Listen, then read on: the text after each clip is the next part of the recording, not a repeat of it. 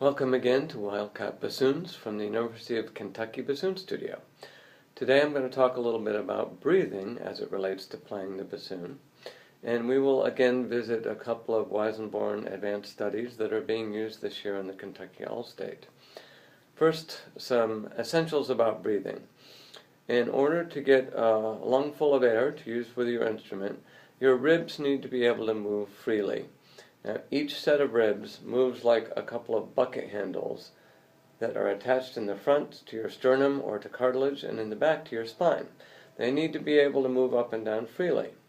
So any tension in your rib cage is not a good thing, and unless your spine is aligned properly, you probably will have that tension.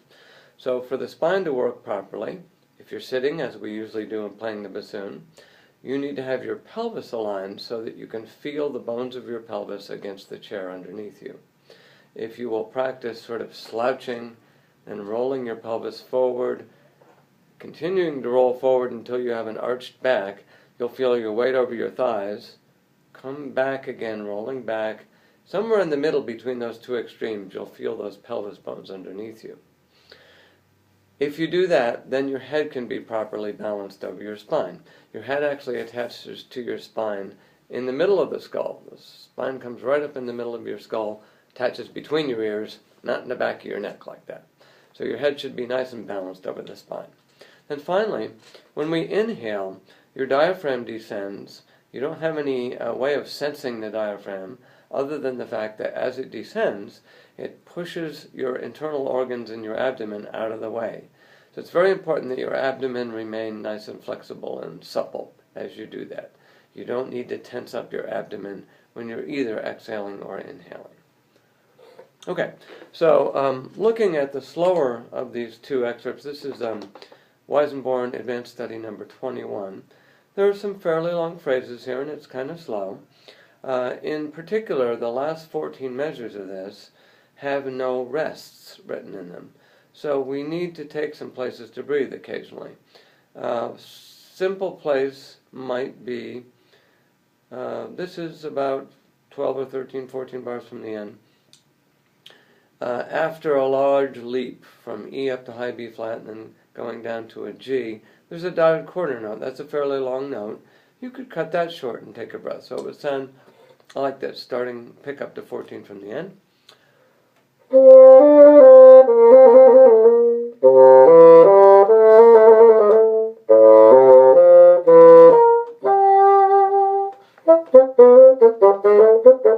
So you see I took a breath after that longer note.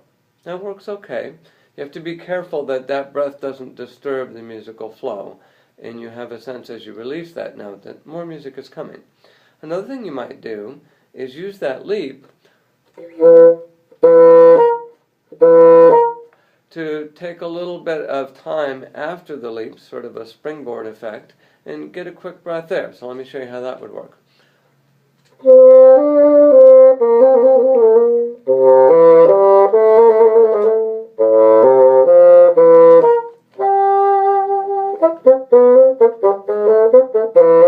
Etc. So you see, as I released that note, then I was supple enough that I could take a quick breath, and that would lead me into the next passage. As we go into that next passage, there aren't any super long notes, but I can take a breath after a gesture coming up, which has a low C grace note. Breathe there. So as I put that together, I'll go back to that leap.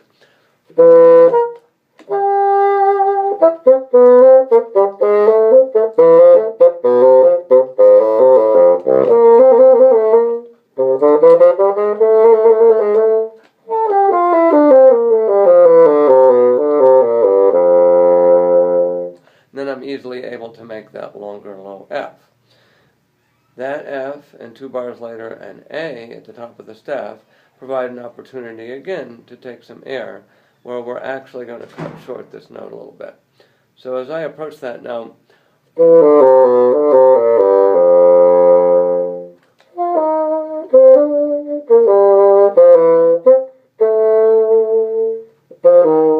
you can see that I approach the low F and slow down just slightly. Gives me a sense of repose there. took a breath, but after tapering the note, so it has sort of a decrescendo trajectory, and we're not sure what's going to happen next, rather than doing something like this.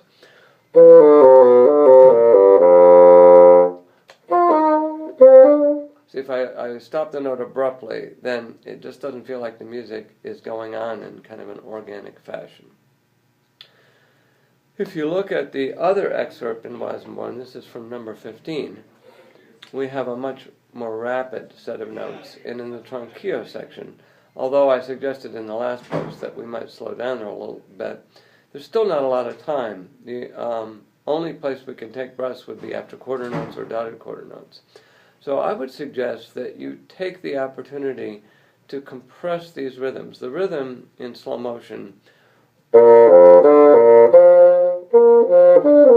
etc., 4/8 followed by a quarter. If I compress that slightly so that I get to beat 3 slightly early, then I can take a breath easily.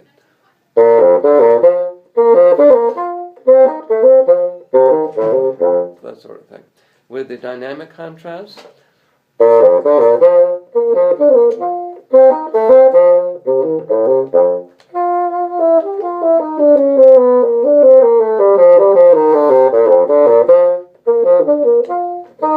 etc. So you see, I lift after arriving on those quarter notes, and I've got a little flurry of activity with the eighth notes to help propel me into that lift from the eighth note and get a quick breath to be able to go to the end of the piece. So those are two techniques that you can try with breathing in these two excerpts and in similar spots in other music. Good luck with it. See you next time.